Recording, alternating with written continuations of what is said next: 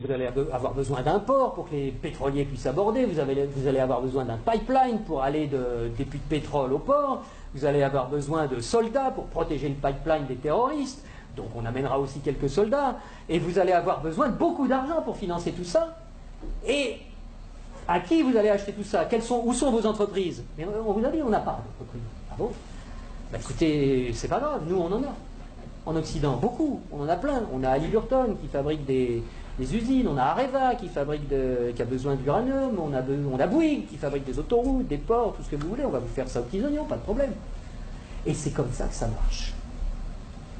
On vous prête 15 milliards, sous réserve que vous fassiez travailler nos entreprises, et de toute façon vous ne pouvez pas faire autrement. Donc regardez bien ce que ça fait au point de vue monétaire. Il y a 15 milliards qui sont créés ex nihilo par le Fonds monétaire international et la Banque mondiale. Le Fonds monétaire international, c'est un organisme qui récupère quelques dépôts de la plupart des pays de la planète qui servent de garantie pour faire des crédits, des prêts aux pays sous-développés. Donc, il y a 15 milliards qui partent de la Banque mondiale et qui vont sur les comptes du pays sous-développé. Et aussitôt, ces 15 milliards-là qui sont dans le pays pauvre, ils retournent dans le pays riche pour aller payer des entreprises occidentales qui vont dans le pays pauvre faire du boulot, construire des trucs. Du point de vue du pays riche, quand vous allez vendre des produits et des services dans un pays pauvre à l'étranger, pour vous, c'est quoi? C'est des exportations ou des importations? Des exportations. Voilà. Je vais aller exporter une usine, Areva, moi français. J'exporte une usine, j'exporte du travail, j'exporte des chars, j'exporte des fusils, j'exporte des outils, de l'outillage.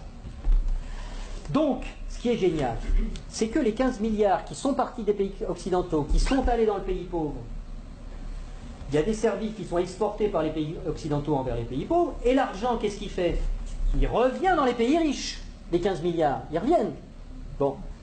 Et donc les 15 milliards, c'est comme si on avait eu une belle-sœur qui avait emprunté 15 milliards et qui nous les distribue, puisque les ouvriers des entreprises des pays occidentaux, les actionnaires des entreprises des pays occidentaux, ils vont avoir plus d'argent grâce à ces 15 milliards qui reviennent.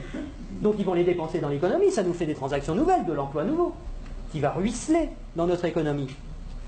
Mais c'est pas tout à fait comme si c'était des belles-sœurs qui les avaient empruntées, parce que les belles-sœurs, il aurait fallu qu'elles rendent les intérêts, et donc qu'elles reprennent leur argent, et qu'elles en reprennent le double, et que nous, on ait des nouveaux emprunteurs qui arrivent pour payer les intérêts des nouvelles belles-sœurs.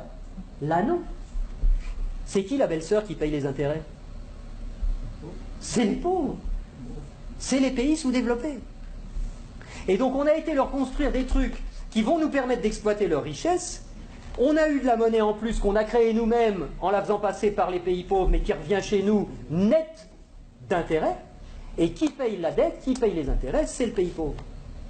Et ils ont deux solutions. Soit ils empruntent à nouveau le montant des intérêts pour pouvoir nous les rembourser, ce qui double leur dette.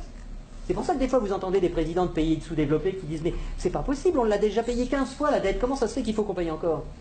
C'est parce qu'ils ne peuvent pas la créer. C'est parce que pour rembourser des dollars, il faut qu'ils les empruntent. Puisqu'il n'y a que nous, les Occidentaux, qui peuvent créer des dollars pour les endetter. Et donc, soit ils empruntent pour continuer à payer leurs intérêts, soit ils vendent leurs ressources pour presque rien.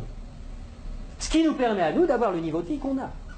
Et d'avoir les ressources des pays sous-développés, qu'on a bien choisis parce qu'ils étaient riches en ressources dont on a besoin, et d'avoir le niveau de vie qu'on a, et d'avoir de l'essence pas chère, et d'avoir des iPhones pas chers, etc. C'est grâce à ça. Donc il faut réfléchir à ça aussi. Il faut savoir que si on a le niveau de vie qu'on a, c'est parce qu'il y a une prédation sur les ressources de la Terre entière, qui nous profitent.